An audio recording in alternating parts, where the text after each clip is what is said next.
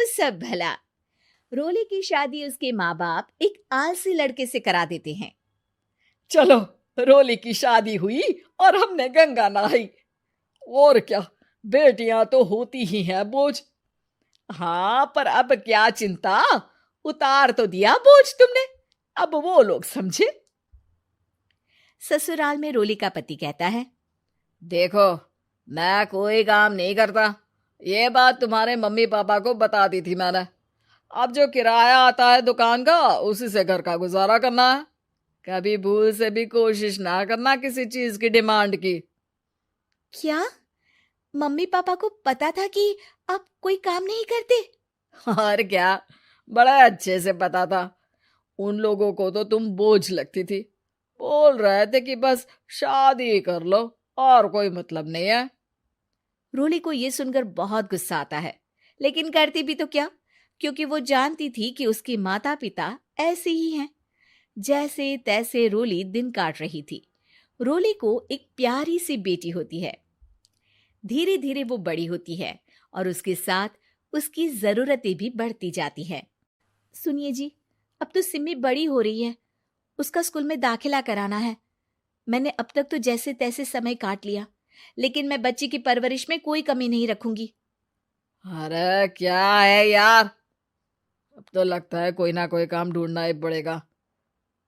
अब पति रोज काम की तलाश में जाता और बिना किसी काम के वापस आ जाता। रोली समझ जाती है कि पति के अंदर अब काम करने की क्षमता नहीं है। वो बेटी को उच्च शिक्षा देने के लिए कुछ करना चाहती थी, लेकिन करती तो क्या करती। एक दिन रोली की सहेली कहती है, रोली, मेरी कोई औलाद नहीं है। अगर तू मेरी औलाद को जन्म दे तो मैं तुझे तेरे मुंह मांगे पैसे दूंगी। अरे, तेरी औलाद को मैं कैसे जन्म दे सकती हूँ? सरोगेसी से। बच्चा मेरा और वैभव का ही होगा, लेकिन कोख तेरी होगी। ये संभव है रोली। रोली कुछ सोचकर कहती है, मुझे मंजूर है, लेकिन मैं इसका 2 लाख रुपया लूंगी।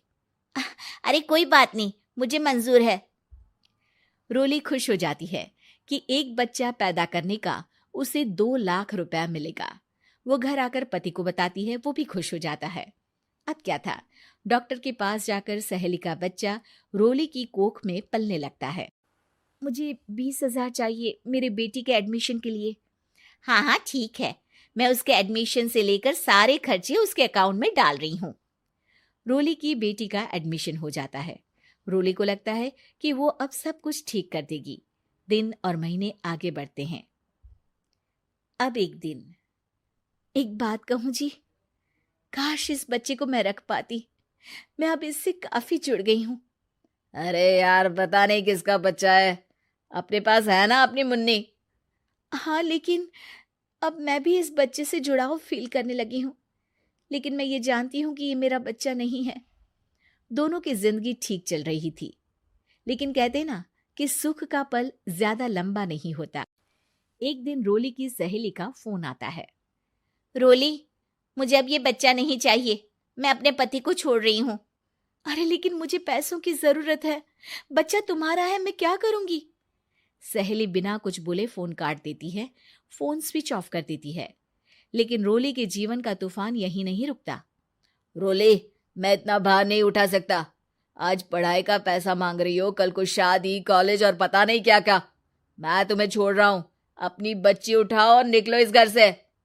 अरे पर मैं कर तो रही हूं ना बच्चे के लिए काम, आप आराम से रहिए ना। क्या काम कर रही हो, देख रहा हूं मैं। ये छोटा शहर है, यहाँ लोगों को बात बनाते वक्त नहीं लगता। तो मैं क्या करूं? ज्यादा पढ़ी लिखी नहीं हूं, कैसे घर के खर्चे चलाऊं? और आप तो काम करना ही नहीं चाहते।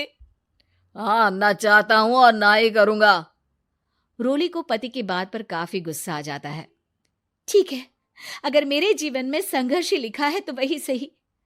इस वक्त पति होने के नाते आपको मेरा साथ देना चाहिए था, लेकिन नहीं, आपने तो इस हाल में मुझे घर से बाहर निकालने की बात कह डाली। देखो, ये सारी फालतू की बातों के लिए वक्त नहीं है मेरे पास। रोली, जिसकी कोख में किसी और का बच्चा था और साथ छोटी सी बेटी, पति का घर छोड़कर रास्ते पर आ जाती है। रोली के पास मायके के सिवा दूसरा कोई रास्ता नहीं होता। अरे रोली कैसी है? कितने दिनों के लिए आई है? हमेशा के लिए माँ। वो माँ को सारी बात बता देती है। ओए लड़की, इतनी हिम्मत का काम कर लिया। अरे ना ना, यहाँ कोई जगह नहीं है। तुम तो अपना बोरिया बिस्तर उठाओ और निकलो यहाँ से। रोली के पास अब मायके का रास्ता भी नहीं बचता। वो चुपचाप बच्ची को लेकर जा रही थी कि उसे दर्द होता है और वो डॉक्टर के पास चली जाती है। और फिर वहां वो एक प्यारे से बेटे को जन्म देती है। कितना प्यारा है, कितने अभागे हैं इसके माँ बाप जो इसके पैदा होने पर भी नहीं है। तभी वहां डॉक्टर आ जाती है। रोली, बच्चे के पिता तुमसे मिलना चाहते हैं।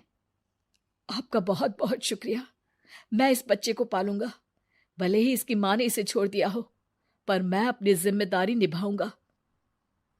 तो क्या आप मुझे इसके पैदा करने के लिए जिन पैसों की बात हुई थी वो भी देंगे?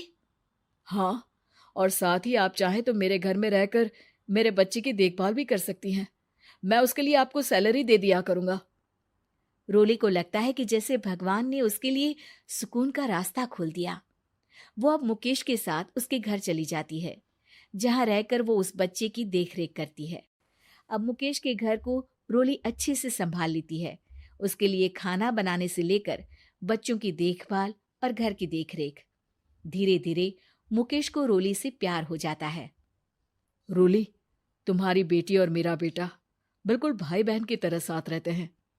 हाँ, आखिर है तो एक ही कोख के बच्चे, अटैचमेंट तो होगा ही ना। रोली, तुमने घर और मुझे दोनों को संभाल लिया। ये तो मेरा काम है। आपने भी तो मुझे छत दी जिससे मैं अपनी बेटी की पढ़ाई और भविष्य के लिए पैसे जोड़ सकूं। अब रोली, क्या तुम मुझसे शादी करोगी? अब मैं जानता हूं तुम्हारी भी शादी कुछ खास अच्छी नहीं रही। रोली को मुकेश की बात ठीक लगती है। वो उसे हाँ बोलने की सोच ही रही होती है कि उसके पहले पति का फोन आ जाता है। रोली, मैं बहुत परेशान हूं। मेरा एक्सीडेंट हो गया है। मैं चाहता हूं तुम वापस आ जाओ।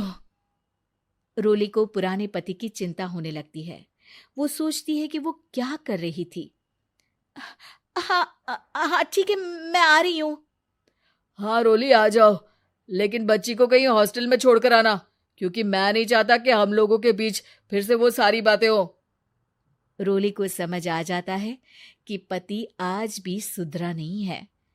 वो पति के पास जाने से इनकार कर मुकेश को हाँ कर देती है।